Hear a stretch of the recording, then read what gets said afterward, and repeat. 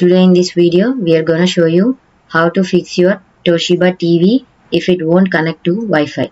We are gonna show you several methods for fixing this problem. Method 1. The first thing to try here is really the simplest. Just basically unplug your TV from the wall, wait about 60 seconds. Now don't be impatient. Here, wait for 60 seconds, then plug it in back.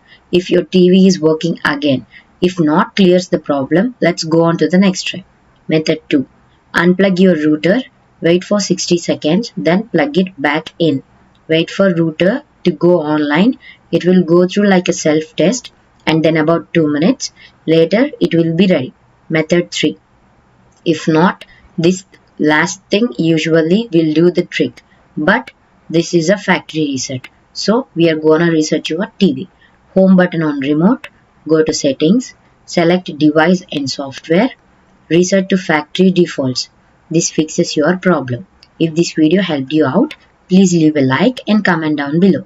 If this worked for you, thanks for watching.